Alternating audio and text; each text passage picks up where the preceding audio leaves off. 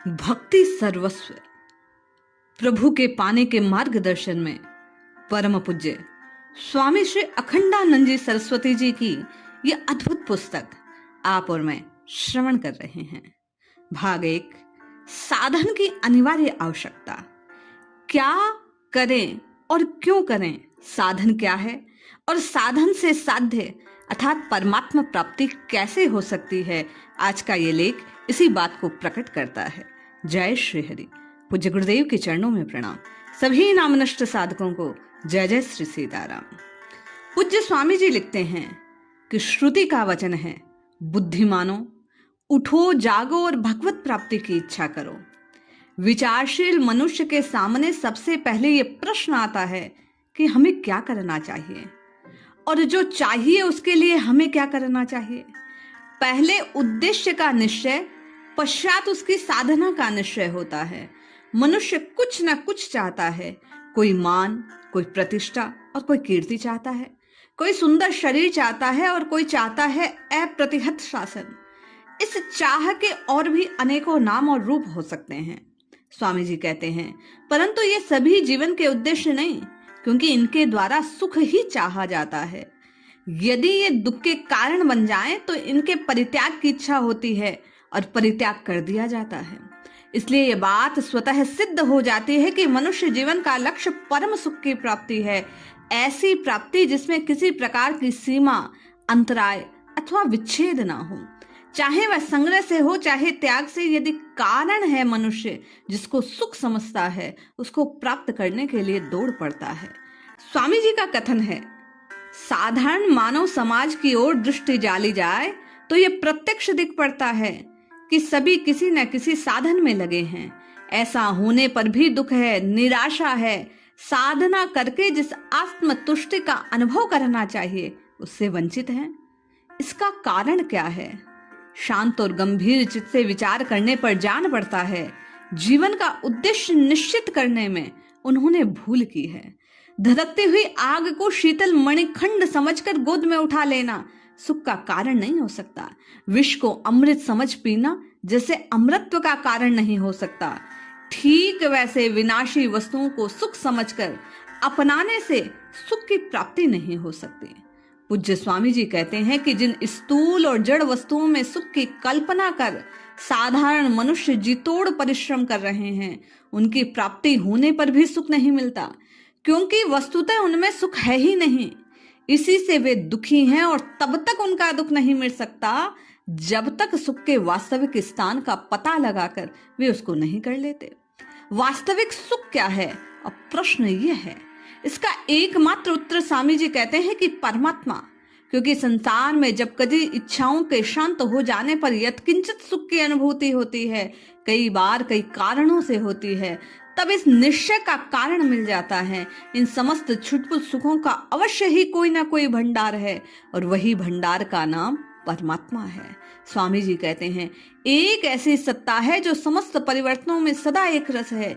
एक ऐसा ज्ञान जो संपूर्ण ज्ञानों का उद्गम है, जिसमें अज्ञान का लेश मात्र नहीं।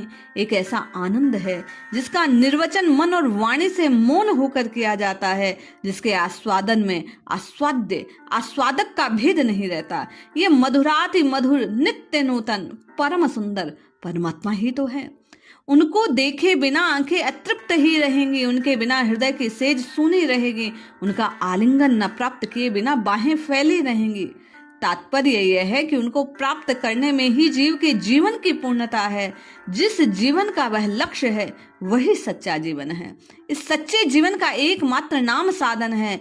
जिन्हें यह साधन प्राप्त है, साध्य भी उन्हीं को प्राप्त है, क्योंकि साधन ही साध्य है, वही सिद्धि है, वही वास्तविक सुख है।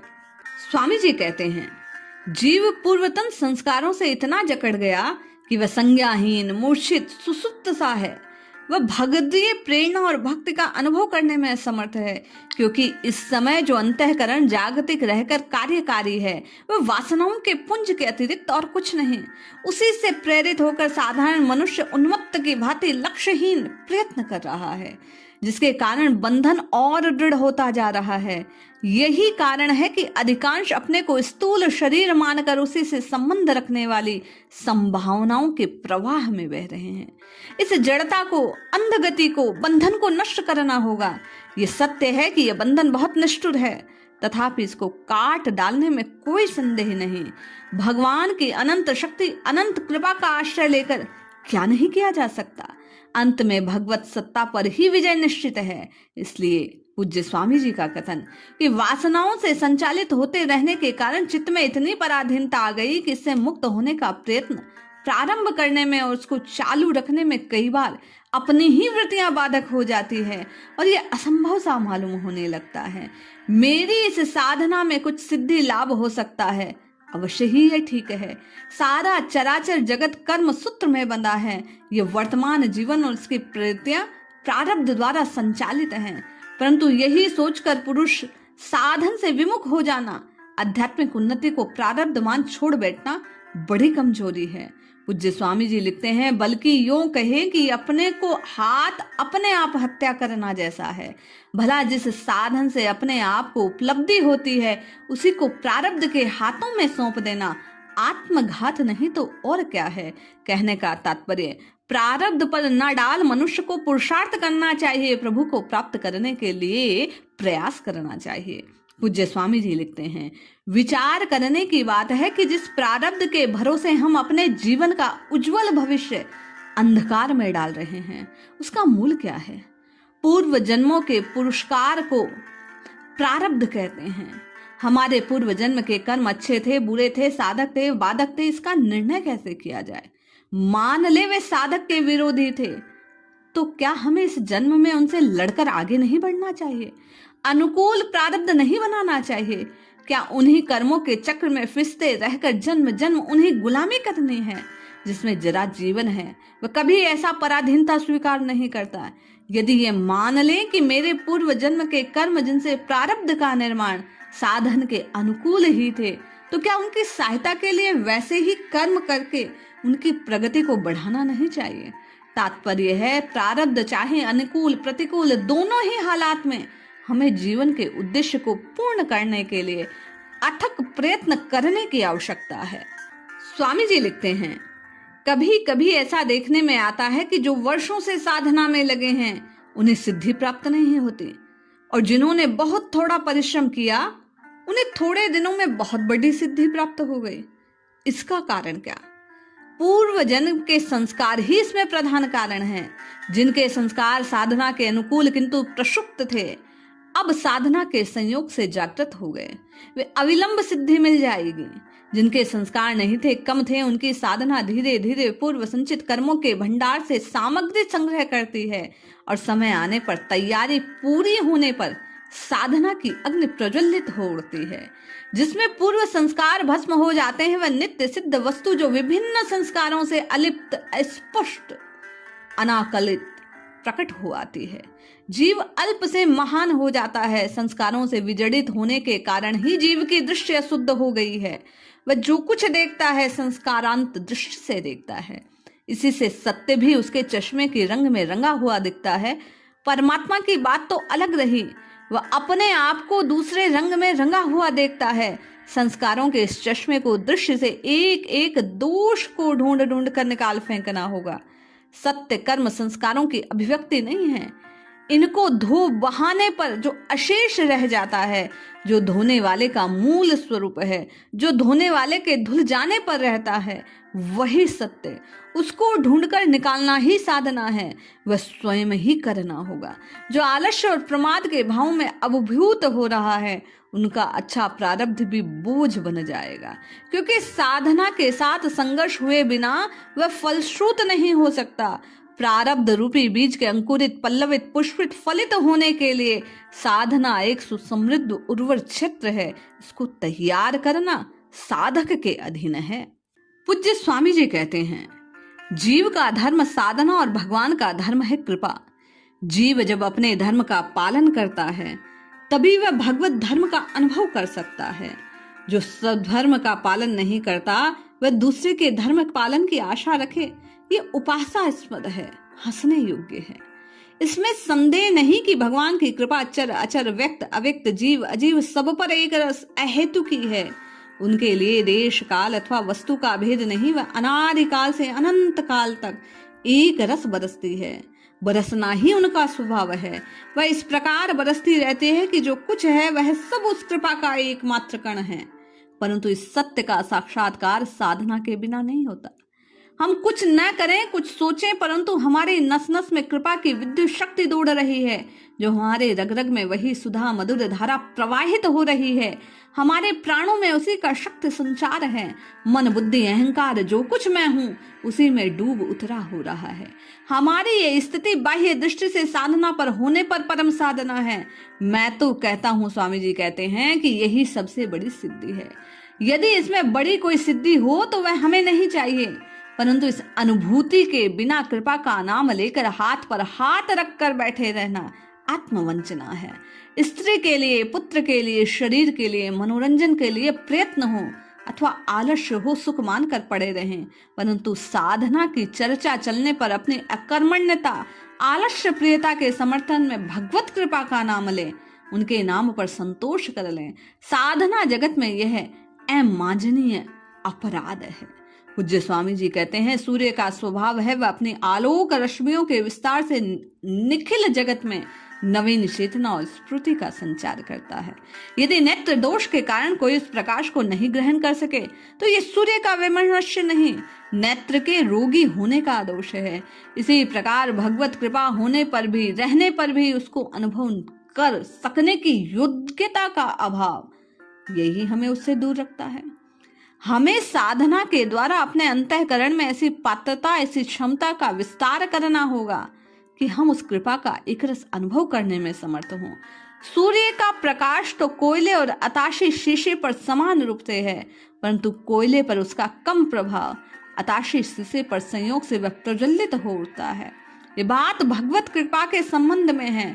उनकी अनुभूति के लिए साधना के संघर्ष से चमकते हुए निर्मल और उज्जवल अंतःकरण की आवश्यकता है। पूज्य स्वामी जी कहते हैं, कौन नहीं जानता कि अग्नि सर्वव्यापक है। आकाश में फैले हुए नन्हे नन्हे जलकण और प्रलय की आग को भी बुझा देने की शक्ति रखने वाली समुद्र की ताल तरंगे भी अव्यक्त अग्नि के शून्य नहीं, ये सत्य है। परंतु इस व्यापक अग्नि के द्वारा न तो घरों का अंधेरा दूर किया जा सकता है, न भोजन तैयार किया जा सकता है। यदि हम ऐसा करना चाहें तो हमें साधन सामग्री में अव्यक्त अग्नि को व्यक्त करना पड़ता है, व्यापक अग्नि को एक घेरे में प्रज्वलित करना पड़ता है। यदि हम भगवत कृपा द्वारा अपने हृदय में प्रकाश और आनंद का अनुभव करना चाहते हैं तो हमें साधन सामग्री से उसको ऐसा बनाना पड़ेगा। उस अव्यक्त और व्यापक कृपा को मूर्त में अनुभव करना होगा। इसी से देखा गया कि भगवत कृपा पर जितना जितना अधिक विश्वास, वे उतना अधिक साधन में संलग्न। एक क्षण के लिए भगवत कृपा की प्रतीक्षा अनुभूति नहीं छोड़ सकते, क्योंकि उनका जीवन कृपामय अतएव साधनामय हो गया है। पूज्य स्वामी जी कहते हैं, हृदय के अंतर्देश में परमात्मा, उसके बहिर्देश में स्थूल प्रपंच है। दोनों के मध्य स्थित हृदय जब स्थूल प्रपंच का चिंतन करता है तो क्रमशः जड़ भाव उत्पन्न होता है। जब अंतः स्थित चित स्वरूप परमात्मा का चिंतन तो चिद्भाव उत्पन्न होता है। हृदय को जड़ता के दलदल से निकालकर चिद भूमि पर प्रतिष्ठित करने का प्रयत्न साधना है। इस प्रयत्न को अनेकों प्रकार के स्तर और भूमिकाएं सहज रूप से की जा सकती है। कई साधक अपने जन्मों के उनमें बहुत सी और कुछ भूमिकाएं पार कर चुके हैं, इसलिए वर्तमान जन्म में उन्हें उनके आगे की साधना करनी है। अधिकार भेद का यही कारण है कि इसी से भिन्न भिन्न साधकों के लिए अलग अलग साधनाओं का निर्देश है। ये उदाहरण से स्पष्ट हो जाता है। मान लीजिए दो व्यक्ति भयंकर धूप में घूम रहे हैं, एक को लू लग जाती है, एक को थोड़ी सी गर्मी का अनुभव होता है। पहले को ज्वर आता है, दूसरा स्वस्थ है। एक ही धूप, इन दोनों पर भिन्न भिन्न प्रभाव पड़ता है। इसका क्या कारण? यही कारण है कि इनके शरीर में रहने वाली धातुएं एक सी नहीं हैं। एक में धातु सम्य है तो दूसरे में वैषम्य है। इसी से एक को धूप के फल होते हैं। इसी का अभिमान स्थूल में है तो किसी का सूक्ष्म है। इसके भी अनेकों स्तर हैं। जो जिस स्तर की साधना को पार कर चुका है उसके लिए सहज होता है, जो अभी दूर है उसमें प्रवृत्ति नहीं होती। जिस स्तर में उसका अभिमान है वहीं से साधना प्रारंभ होती है। पूज्य स्वामी जी कहते हैं, मन को निषिद्ध कर्मों से हटाकर विहित कर्मों के स्तर में लाना पड़ता है। विहित कर्मों में जब तक इहलौकिक काम्य कर्म है तब तक स्थूल शरीर का ही अभिमान काम करता है। पारलौकिक कामना होने पर सूक्ष्म शरीर का जागरण आरंभ होता है। निष्कामना के साथ ही अंतःकरण की शुद्धि होने लगती है। ये निष्कामना भी शारीरिक कर्म के साथ मानसिक कर्म के साथ दोनों से रहित 3 प्रकार की है। स्वामी जी कहते हैं, पहले का नाम कर्मयोग है, दूसरे का नाम भक्ति योग है और तीसरे का नाम ज्ञान योग है। जब अंतःकरण शारीरिक और मानसिक कर्मों से रहित होकर निसंकल्प जागतिक रहने लगता है तो उसे शुद्ध सत्य कहते हैं। समाधियों के समस्त भेद इसी के अंतर्गत हैं। इसी में वास्तविक ज्ञान का उदय होता है जो स्वयं परमात्मा है। इसके पहले अपनी ही वासनाएं अनादिकाल से अगणित रूपों में जो दबी पड़ी हैं, नाना प्रकार के रूप धारण कर आती जाती हैं। समस्त संस्कारों के धुल जाने पर परम सत्य का साक्षात्कार संभव है। उनको धो डालना ही साधनाओं का काम है। इनमें से इनके अतिरिक्त और विभिन्न स्तरों में जो जिस स्तर में पहुंचा हुआ साधक होगा उसको उससे भी ऊपर उठने के लिए साधना की आवश्यकता, चाहे उस साधना का रूप जो भी हो। ज्ञान साधना का विरोधी नहीं है, वह तो उसमें रहने वाले अज्ञान मात्र का विरोधी है। अज्ञान का नाश कर साधनाओं के स्वरूप की रक्षा करने में ज्ञान का महत्व है, वह कोई अनुभवी महापुरुष जान सकता है। स्वामी जी कहते हैं, साधनाओं में नीच उच्च का भाव निकालकर विभिन्न रुचि प्रवृत्ति अधिकार वालों के लिए समश्रेणी में करना ज्ञान दृष्टि का काम है। इसीलिए ज्ञान संपन्न पुरुष कभी भी साधना का विरोध नहीं करते।